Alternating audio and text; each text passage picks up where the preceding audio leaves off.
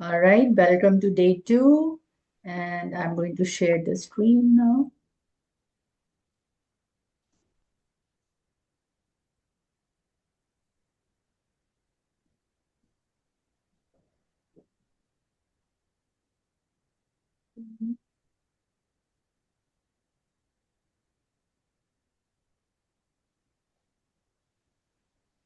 All right. Is everyone able to see the screen? Yeah. Yeah. Okay, beautiful. Nice. So, so you can exercise as much as you want. As this quote says, that you can even live in the gym, but if you don't eat clean, it's a waste of time. Mhm. All right. So it's about the awareness is about food today, and it's about basically about nuts and seeds, which we eat so easily and they are easily available and we eat almost every day. So this is just a little bit of awareness about it. There are three types of food. As per the natural science, there are three types of food, which we are going to discuss a little bit about it. And if you are a nut muncher, then what's wrong with the raw nuts, how we eat them, like we just pick them up and put them in our mouths, and how we can eat them in the right manner. And then there is a little recipe in the end that I'm going to share with you. Okay. You can also share this information with others, but not with anyone who has a nut allergy. So please be careful. Okay, there are three types of food. One is the positive, which is called in yogic language, it is called pranic food. And there is negative, which is the negative pranic food. And then we have the zero or neutral pranic food. Now, positive pranic food, as per the natural science or Ayurveda, prana means in Sanskrit, it means life, the life energy, the life force. So when we say positive pranic food, it should add life energy to your system, to your body, to your mind when you consume it, right? So the pranic foods are nutrient dense. They are very dense in nutrition and they are closer to their source of origin, which means raw fruits and veggies. And then we have sprouts, we have grains. Anything that is not packaged for a long time is a positive pranic food. We can sum up like that. And the negative pranic foods, it takes away the life energy because it has negativity in it. So it diminishes you and dulls your ability, your energy inside you, um, physical, mental, and emotional energies. So the negative pranic foods are stimulating foods and they create restlessness.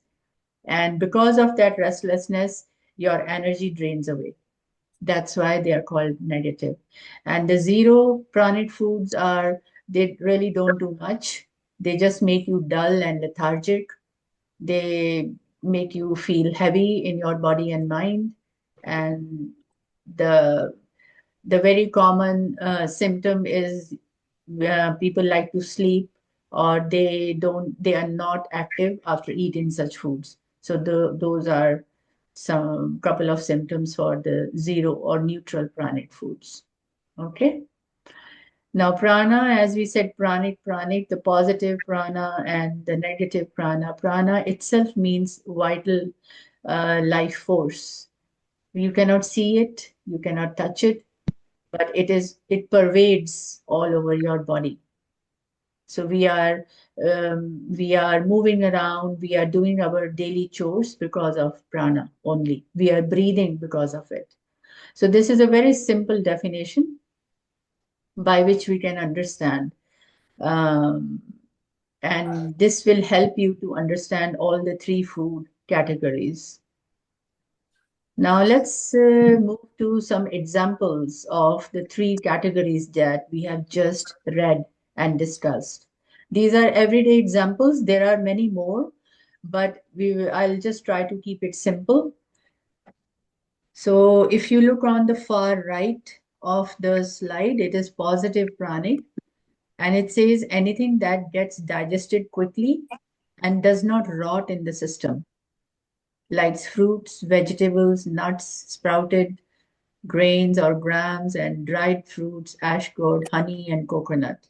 These are There are many more examples of pranic food, but few of them are mentioned here. And then we have the negative ones, anything that is addictive and a nerve stimulant that stimulates your nervous system, makes you restless, anxious. That could be garlic, onion, asafoetida. We use it in Indian cooking a lot. Then chilies, eggplant, coffee, tea, and other intoxicants. And the neutral one is they are simply driven by taste. So they have nothing to provide to the body and mind, like potatoes and all tomatoes and the family of potatoes.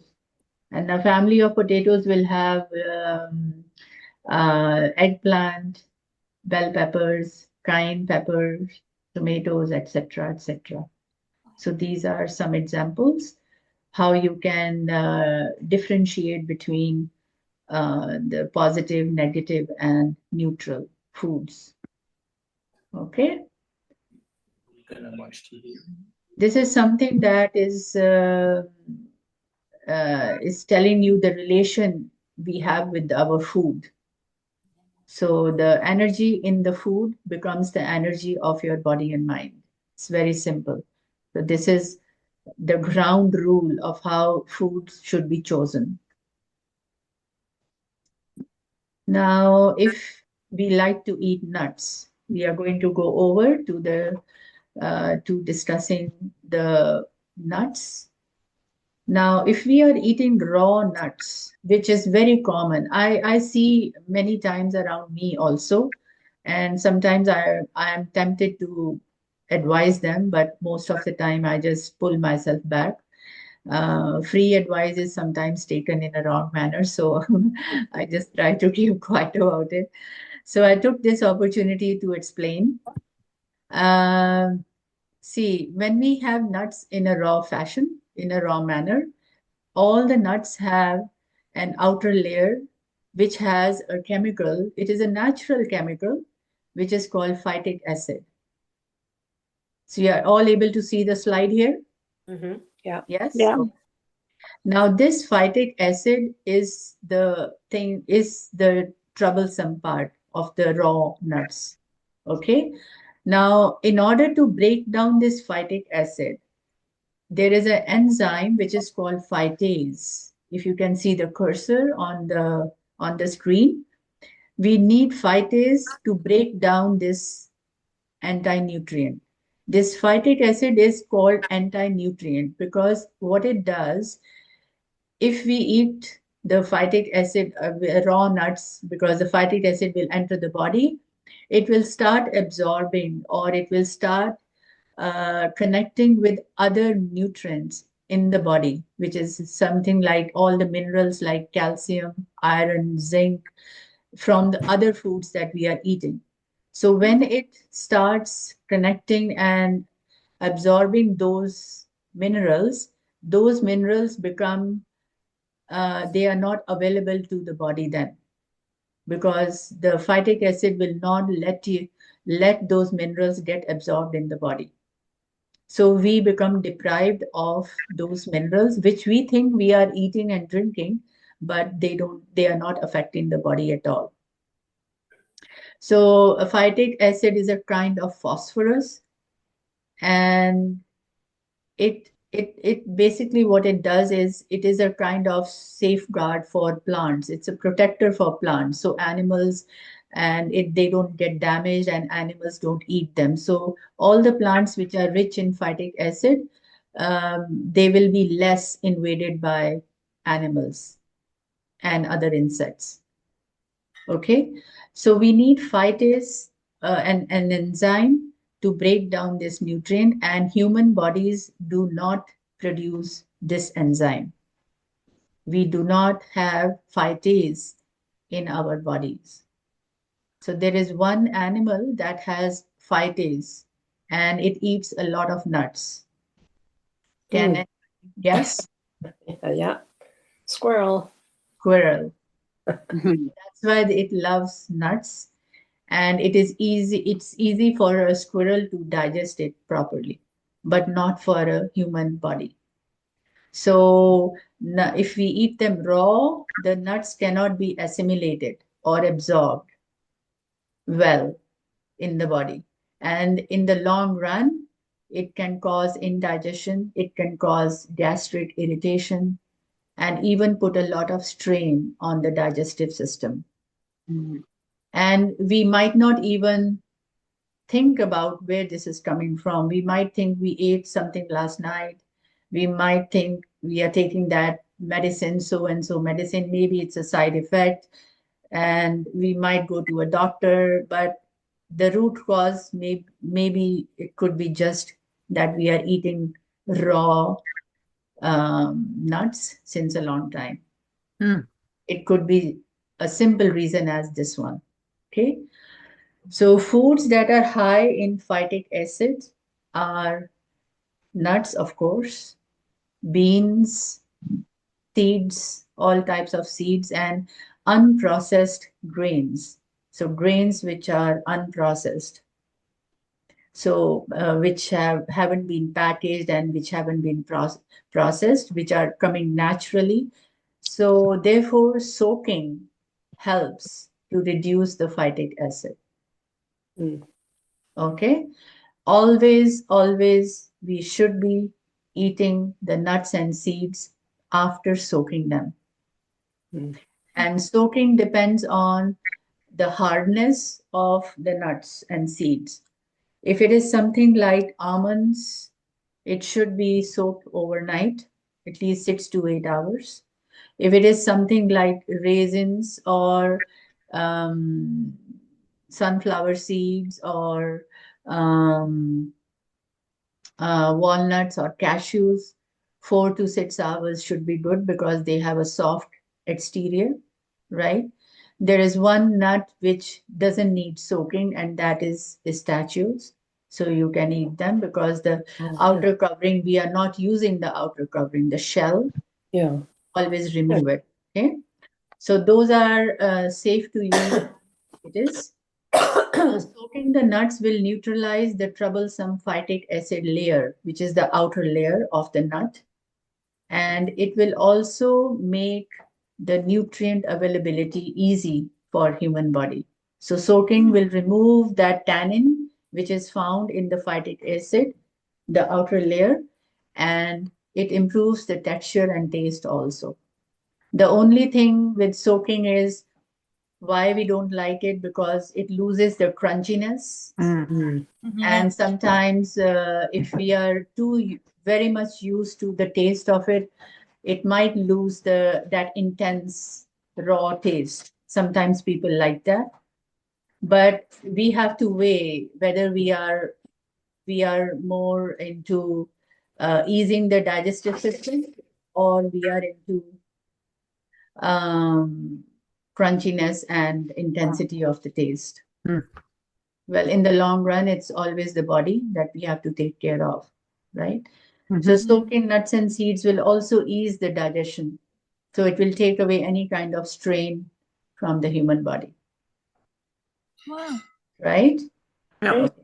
So approximately, if we go by the approximate duration of time, it's about 4 to 8 hours, depending on the hardness of the nut that you desire to eat. Okay. All right. So that's the rule that we should follow, the fitness nutrition rule, 80-20. What goes in your mouth accounts for 80% of how you look. Ah. Right. So we have to be very, very careful because they are very nutritious, the nuts and seeds. But if we are eating them right, only then, right? Okay. Wow. And that's a little recipe. Now, I want to clarify this. Peanuts are actually not considered, as per the natural science or Ayurveda, they are not considered to be nuts. Even though they have that word nuts in them, but they are not considered to be nuts. They come in the category of legumes. But still, if anyone is not allergic to peanuts and other nuts, this recipe could be used. You soak them overnight, and then morning you rinse away. You don't use the same water in which you soaked it, because that contains the tannins and the phytic acid. So you rinse them nicely, and then you can add a fruit of your choice and blend and drink. Make it uh, diluted consistency, adding more water or less water. You can make it a porridge consistency, and you can have as a very healthy breakfast. Even use honey to adjust the sugar level if you want. How I use it sometimes, instead of honey, I prefer dates. So I soak dates for about an hour or so, and I use dates and just blend them in this smoothie. And it is very nutritious. It keeps you full for about 4 hours. So Wow. tried and tested for sure. Yeah. So because peanuts, if they suit your body, then they are simple proteins. It's Yeah. a protein-rich breakfast for you. Mhm. Yeah. Cool. All right. So that's it. Any questions, anyone? That was the pinch of awareness for today. Awareness about how we are eating the nuts and seeds. We all eat them, I'm sure. And just wanted to present this so we can have more awareness about how we can eat them in the right manner. Yeah. If nuts have been soaked in water and the water is thrown off, can they then be like tossed in a frying pan without oil or anything to get them more crunchy after that? Of course, you can use them in any way you want. Okay. Yeah. You can even dry them. It's if we have a good summertime sun, you can just leave them out in the sun for some time and dry them off. And if you don't want to fry them or dry roast them, you can just put out in the sun and they dry and become crunchy. Okay. Yeah. They might also absorb some vitamin D. Which we need. Yes, Keep the squirrels away. that's right. Yeah. The So vegetables you haven't mentioned, like squashes and okras. those are what do you say, the positive pranic. Okay. Squashes, pumpkins, they are all positive pranic. Yes. So So from this chart, we should not be using too much garlic and onions. Yeah. It's let interesting. me share with you some of the Ayurvedic knowledge that I have about garlic and onions. First of all, just on a lighter tone. The body doesn't want onion because even when you are cutting it, you are crying. So that clearly indicates the body doesn't want it. That's very true. So you can take it as a thumb rule. And garlic is something that is a life giver. But as per Ayurveda, it has to be used in a certain quantity as in medicinal purpose, as for medicinal purpose. But here what has happened, we use garlic day in and day out, Yeah. Mhm. and in any amount of quantity. Hmm. That is what is concerning. Garlic in a little dose as a medicine has been proved to be, it can take care of everything in your body from head to toes. but it has to be only a little medicinal amount, but not like we use it. And that's when things go wrong. Because it is a nerve stimulant, it stimulates the nervous system. Mhm. And that's why in spirituality, all people who follow, they are on the path of spirituality, they try to avoid or they completely avoid onions and garlics Yeah, because, same for sorry, yeah. Same for me, Rupa. I've not been having onion garlic complete 100% avoidance for yeah, last, I don't even remember now how many years. Hmm. And you said it very correctly that it does have those, it has an impact on your state of mind. Of course, yes, very right. Thank you, Rashmi, for that. But there is a little scientific reason also behind the onion garlic, why it is a nerve stimulant, and even for others, they might be having some kind of chemicals in them, like the chili, eggplant, coffee, and tea. But there is something called BBB in human brain, which is called the blood-brain barrier, Mhm. that there is a membrane that filters anything that is entering the brain. So the garlic and things like garlic and other stimulants like tea and coffee, the when it enters the blood circulation and that blood is moving towards the brain, the they are able to cross the blood brain barrier Mhm. and reach the brain, and there they cause the stimulation. And if you want to practice something like meditation, you are on a spiritual path, you want to be calm and rested all the time, when the garlic and onions have already crossed the blood brain barrier, they reach your brain, they stimulate the nervous system in the body, meditation becomes challenging. And And it's you both are for cooked and raw. both. Yeah. And as I mentioned earlier, raw garlic is used as a medicine in Ayurveda, in natural science, in back in India also. It has been proved. They put it in the medicines and they give it as a medicine. And that's how it is supposed to be used, not in cooking like full time. Yeah, because once it's cooked, it loses all its medicinal properties. It has to be Yeah. eaten raw if it has to be eaten at all. Yeah, absolutely. Yeah. Is herbal tea included in the tea? I was going to ask that too. Now it depends herbal tea, what are the contents of herbal tea? Because uh,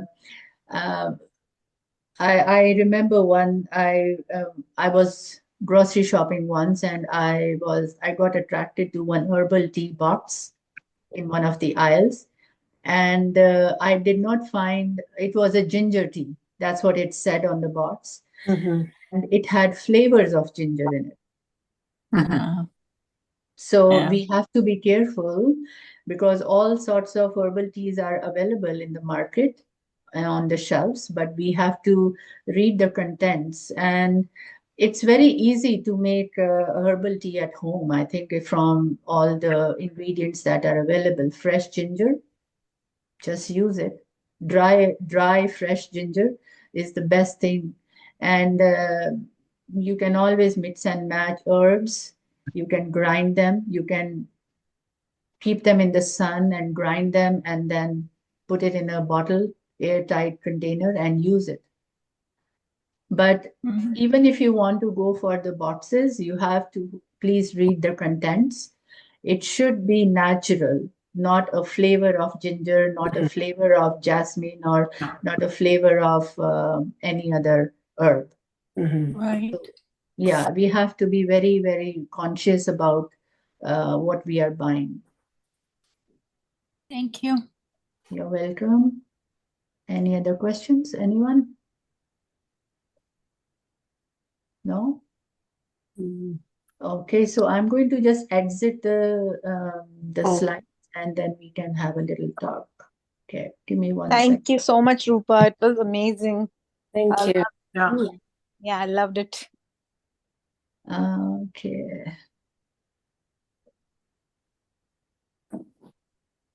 I have one last. Rupa, I just wanted to make a quick comment. It's interesting because I've been researching nutrition for a bit, and the things that are on the list, sometimes this is what they're telling us to eat, so-called nutritionists.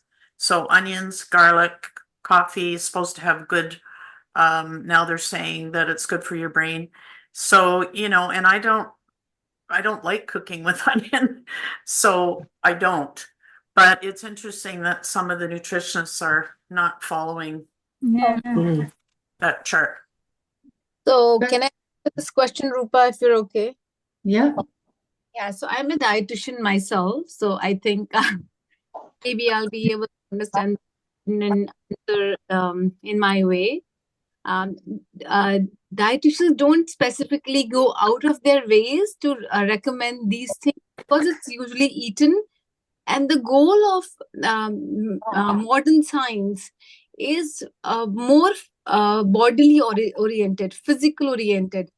And this is what people are looking for. This is what they're, they're finding answers to get better physically, not emotionally. When we're following this kind of a diet, which is sattvic diet, which is very beautifully explained by Rupa, it goes beyond your physical level. It touches your emotional self, it touches your spiritual self to uplift you. But in modern science, the focus is only on the physical self. So that's the reason they're talking about all these things. They themselves haven't read much about it because it's not out so much, because nobody is concerned and bothered about uplifting themselves spiritually, emotionally, mentally, right? So modern science is all about taking care of your physical selves. I hope that kind of answers your question. I'm sorry, Rupa, I just barged in. That's okay, Rashmi. You explained it well. I hope Mary got the answer. Yeah, everybody else too. Yeah. Okay. We have few more minutes. Any sharing, any feedbacks, or any other questions? You're welcome to ask. In another session, could we maybe talk about water? Because I had read also recently about water being in the copper or brass containers being more healthy, or filtered water and that sort of thing. I can show you my notebook. It's already on the list. Oh, okay. All the 5 elements are on the list. So water will be one of them, and of course we will touch that next year. Yeah, definitely, Martha. Thank you. All right, anyone else? Just wanted to thank you, Rupa, for this amazing session, amazing information. Thank you so much for your time. Thank you, Rashmi. And okay, then I believe we should wind up. Thank you for your time, everyone. Thank you for Thank attending. you. Thank you, Rupa. Again, thank you so Thank much. you, Rupa. Thank you. Thank you. Tomorrow. Good night. Good night. Good night. Good night. Good night.